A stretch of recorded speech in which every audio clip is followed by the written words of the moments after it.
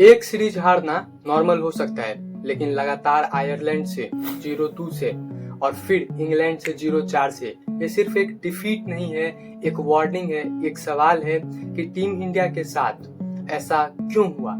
क्या रही सबसे बड़ी वजह, क्या रही सबसे बड़ी गलती। सिर्फ बल्लेबाजी या गेंदबाजी नहीं थी इसकी वजह, इसका असली प्रॉब्लम कुछ और था। वीडियो को अंत तक जरूर से देखें, बने रहे और हम लोग जानते हैं कि क्या इंडिया के साथ गलत हो रहा है, ताकि इंडिया जो है वो आयरलैंड और इंग्लैंड दोनों से जो है वो क्लीन स्वीप हुई है। सारी चीजों पे हम लोग इस वीडियो में बात करते हैं।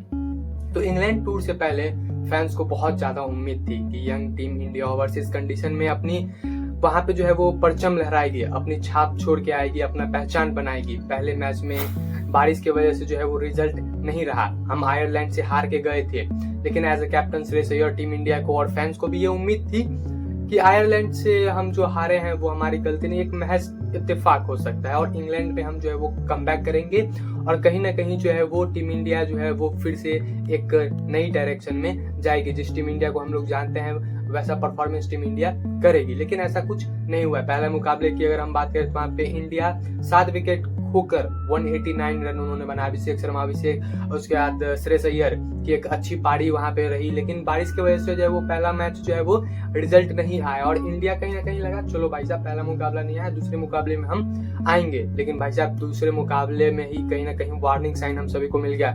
इंडिया ने 190 रन बनाए और T20 क्रिकेट में 190 रन ठीक ठाक होता है, आप डिफेंड कर सकते हैं, लेकिन इंग्लैंड ने प्रेशर को भाई साहब भरपूर एब्जॉर्ब किया। जगह बैतल के अनबीटन 76 रन के पारी के वजह से और हैरी ब्रूक के फिनिश के वजह से जो है वो दूसरा मुकाबला भी जीत चुकी थी इंग्लैंड की टीम। और वहां कहीं ना कहीं फिर तीसरे मुकाबले में जो है वो टीम इंडिया चाहती थी कि आके हम फिर से जीते। हर मुकाबले में टीम इंडिया ये उम्मीद के साथ आती थी कि ये मुकाबला जीतेंगे और तीसरे मुकाबले में जो कोलैप्स हुआ, इंग्लैंड पहले बल्लेबाजी करते हुए 201 रन उन्होंने बनाए, लेकिन इंडिया महज 76 रनों पे आउट हो गए। और ये सिर्फ कोलैप्स नहीं था, ये कॉन्फिडेंस कोलैप्स था और वहां पे जॉश टंग और जोफ्रा आर्चर ने टीम इंडिया की बल्लेबाजी की कहीं ना कहीं निस्ता नाबूद उन्होंने कर दिया, धज्जियां उड़ा दी।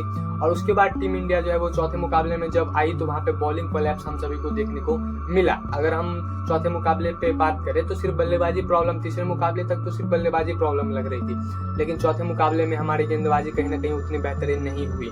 159 का चीज सिर्फ 13.5 ओवर में कहीं ना कहीं हैरी ब्रूक, फिल सॉल्ट ने बिल्कुल प्रेशर को ऑब्जर्व किया और गेंदबाजी कहीं ना कहीं हमारी नहीं अच्छी हुई थी। इस मुकाबले में आप कहीं ना कहीं और बेहतर गेंदबाजी हो सकती थी। उसके बाद पांचवें मुकाबले पे अगर हम बात करें तो पांचवें मुकाबले में लास्ट मुकाबला जो था सीरीज का, और टीम इंडिया ये सोच के उतरी थी कि भाई साहब कम से कम क्लीन स्वीप हम ना हो। इंग्लैंड फिर इस मुकाबले में इंग्लैंड की बल्लेबाजी बहुत अच्छी हुई। जॉस बटलर की बात करें तो वहां पे 131 रन, हैरी ब्रूक उन्होंने नाबाद 95 रन बनाए और इंग्लैंड ने जो है वो 257 रनों का एक पहाड़ सा स्कोर खड़ा किया। गेंदबाजी फिर से हमारी अच्छी नहीं हुई थी और इंडिया ने जो है वो 201 रन ही बनाया। और स्कोरबोर्ड देखने से ऐसा लगता है कि बैटिंग जो है वो कहीं ना कहीं बेटर थी हमारी इस मुकाबले में, लेकिन टारगेट इतना बड़ा था तो प्रेशर जो है वो कहीं ना कहीं स्टार्टिंग से इंडिया पे था और इंडिया की गेंदबाजी उतनी अच्छी नहीं रही थी और ये मुकाबला हम हारे और ये सीरीज हम जो है वो हार चुके। और इस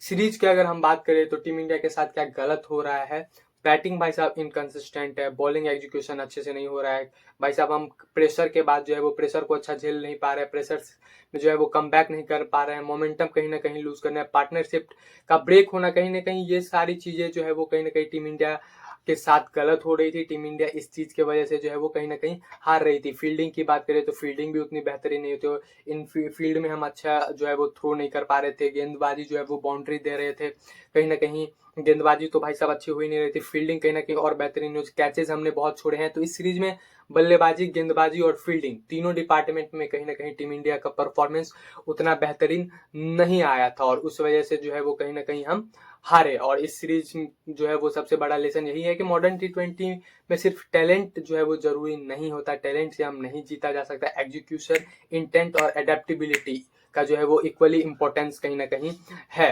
और उसके सीरीज का रिजल्ट तो 4-0 था, लेकिन असली स्कोर जो है वो कहीं ना कहीं शायद उससे भी ज्यादा वन साइडेड रहा था। अब सवाल ये है कि टीम इंडिया इस डिफीट से क्या सीखेगी।